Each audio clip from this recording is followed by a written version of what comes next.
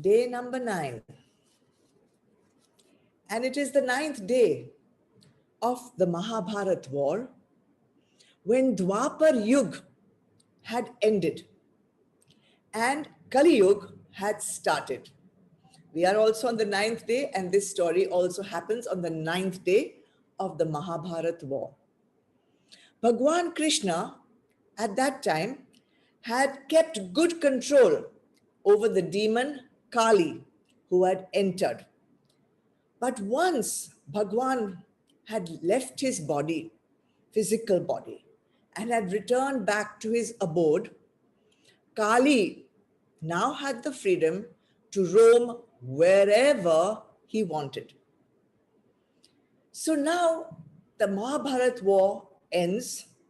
Yudhishthir becomes the ruler and he rules Hastinapur very wisely.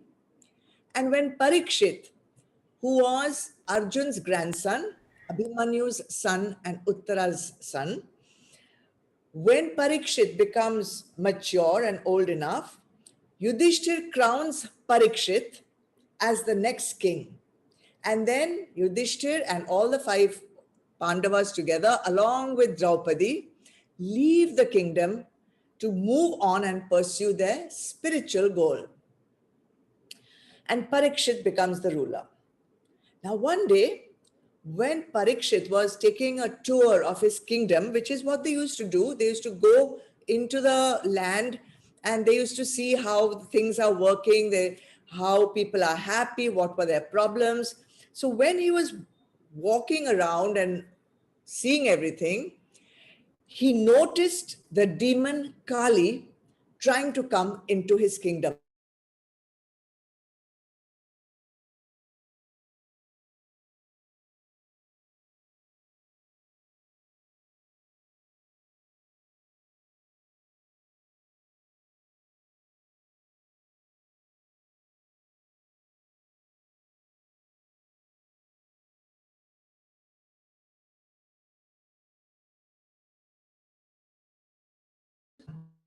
Begs you for protection, you cannot kill that person. So Parikshit could not kill him, but he could banish him from his kingdom. He could easily say, you cannot come into my kingdom. I'll not kill you, but you cannot come into my kingdom. Cunning. That's what he said. I banish you. Now, Kali was very cunning. Parikshit, oh, great king, where will I go if I don't go in your kingdom? Wherever I see, it is your kingdom only. Wherever I go, I will be in your kingdom only. There is no place on this earth that I can go, which is not your kingdom. You are the emperor, you are the great king. So just give me one little place, some small area where I can stay. So Parikshit said, okay, I cannot kill you, and you are.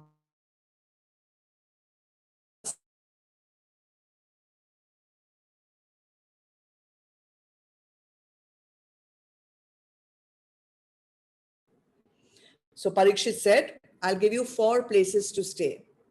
The first place you can stay is wherever there is gambling going on. You can definitely stay there. Second, you can stay wherever alcohol is being drunk.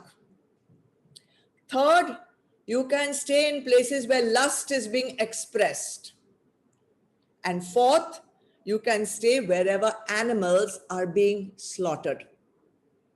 These 4 places you can stay. But Kali was very sly. He said, "Oh king, just give me one more place at least, just one more place." So Parikshit thought and said, now what other place could I give him where he can just stay there happily? And he said, okay, you can stay in gold. Wherever there is gold, you can stay over there. Kali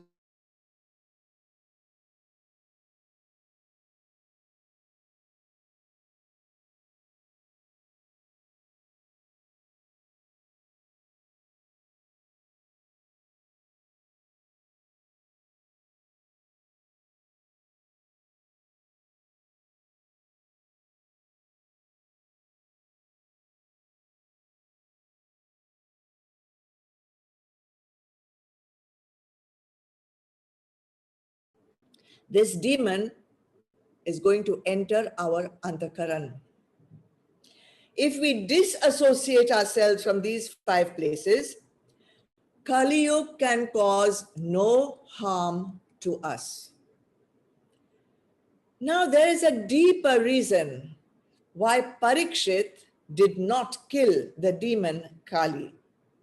The Shastras say that in spite of all the evils of Kaliyug, there is one momentous blessing that we get in Kaliyug.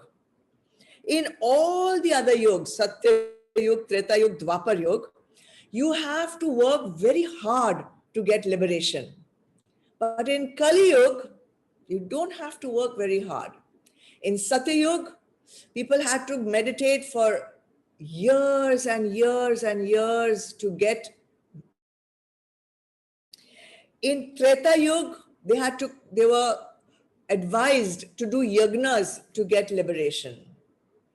In Dwapar Yug, you were supposed to do worship.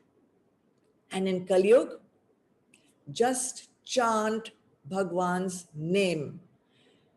But chanting Bhagwan's name may seem an easy task, but it has to be done with bhakti bhav.